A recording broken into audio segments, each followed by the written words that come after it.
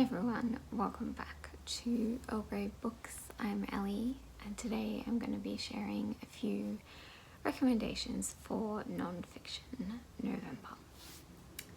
So I tried to pick some books that I don't usually talk about and ones that I haven't necessarily seen a lot of other people talk about. I've got 5 here, so we're just going to get into it. There isn't really like a order or anything to these. So firstly, we have The Little Girl on the Ice Floe by Adelaide Bonn. This, if you like books like Eggshell Skull and Not That Bad, books about sort of like Me Too, and all that jazz, then you'll probably enjoy this one. This is Adelaide Bonn's story of being sexually assaulted as a child, and then it follows her through her life up until so she gets a call from the police saying that they think they found the man when she's in her 20s or 30s, I think. It goes through the trial and everything that happens with that. It's a really, really emotional book, and of course there are triggers for sexual assault and eating disorders, depression, mental illness, it's a lot. But it is incredibly beautiful and moving, and it made me cry a lot. I'm going to admit, but I'm very glad that I read it. It is a beautiful book, and I would highly recommend it if it's something that you're interested in. And I feel like it is a good kind of bounce off of Eggshell Skull. This is, of course, doesn't take place in Australia, so the legal system is a little bit different, and this is more of a sort of, this features more on her mental illness and her relationships rather than the legal side of it, though that does play a little part in it. Next up, How to Write an Autobiographical Novel by Alexander Chee. So I bought this one for the Sydney Writers Festival where I heard him talk, and I didn't get time to read it before or directly after, but I read it in August and I really, really enjoyed it. When I saw him speak, he did a reading of this story called After Peter, or the essay called After Peter, and that was just so beautiful that it drew me in, and I knew that I was going to love this. So this is mostly personal essays. It deals a lot with, Alexander Chee did a lot with groups around HIV/AIDS, and also just sort of gay rights in general, and he's a really incredible person. So there's personal essays about his childhood and his family and his time at college and that sort of thing. There's also some really, really great stuff in here about being a writer. There's one that really made me laugh.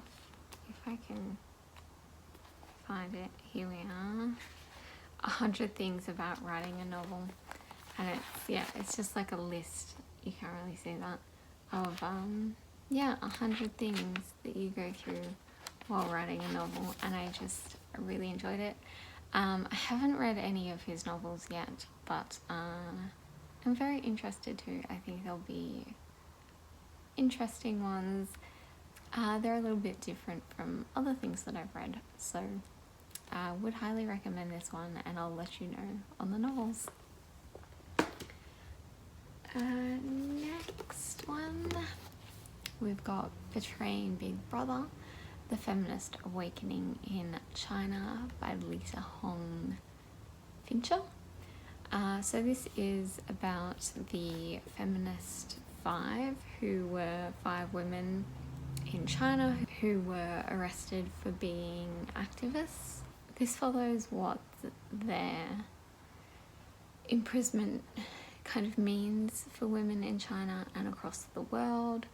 It sort of sparks a little bit of a discussion, a little bit of, I don't want to say a revolution, but kind of like a little bit of a movement, if you will. And it's very well written. It's very easy to follow, which is something that I think a lot of people struggle with nonfiction. And I don't know, this sounded a lot more intimidating than it was. It's also very eye-opening if you don't know a lot about feminism in China. I know a little bit about Chinese history that we learnt in school, but nothing really, like, this isn't, at least from the things I've seen, this isn't the sort of things that the media talks about happening in China.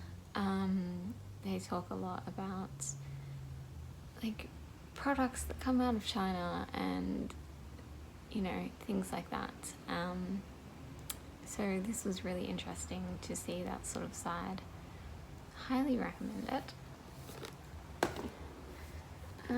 Next one, this is a bit of an older one, but remains one of my favorite nonfiction books of all time.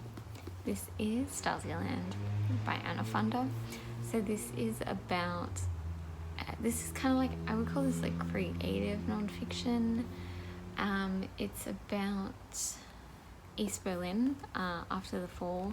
Anna Funder is an Australian journalist. So she goes over there and interviews and meets a lot of people whose lives were entangled with the Stasi. So a lot of people who were, you know, lost loved ones who were investigated by them and those sorts of things. And also a few people who worked with them. So it was really interesting. I actually read this one for my last English high school, year 12.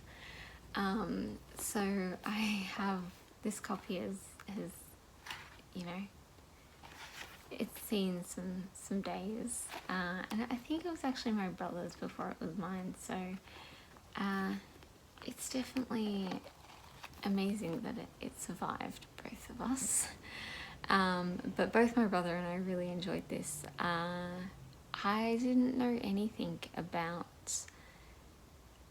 East Berlin before I read this book.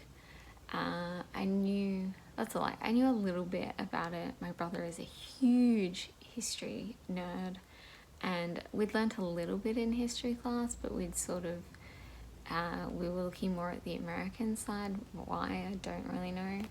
But yeah, it's informative, but because it is kind of creative, it creates this sort of like interesting mix of, yeah, like sort of like there's sort of that like fiction feel to it, while all the while you know that these are real people and they're real stories, and these are things that actually happened to thousands of people.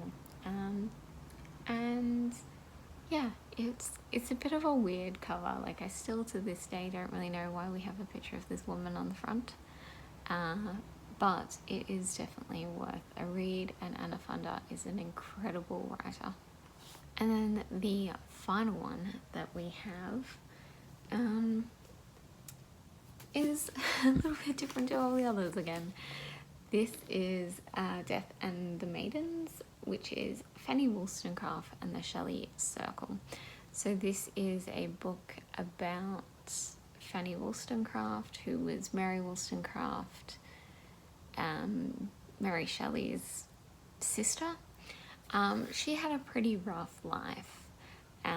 So did Mary Shelley, but I feel for Fanny as well. So this talks a lot about her and her childhood, growing up. It talks a lot about Mary Shelley and about Percy. Percy Shelley, obviously, not my cat Percy. And Lord Byron, who's one of my favourites.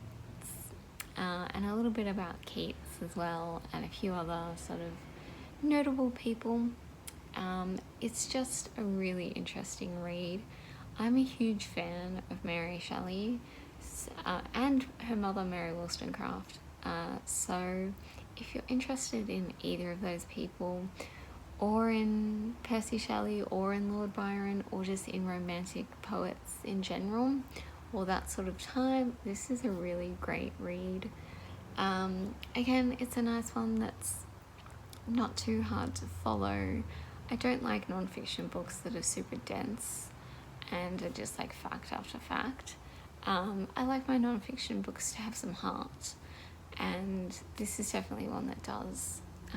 All of these are ones that do, so I would highly recommend them if that's the sort of non-fiction you're also into.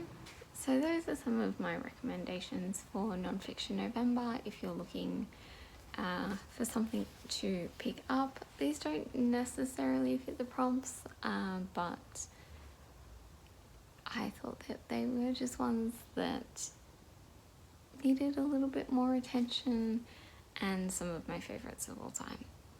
So thank you all so much for watching, and I will see you guys in a few days' time with my October wrap up and book haul, and also my weekend reads.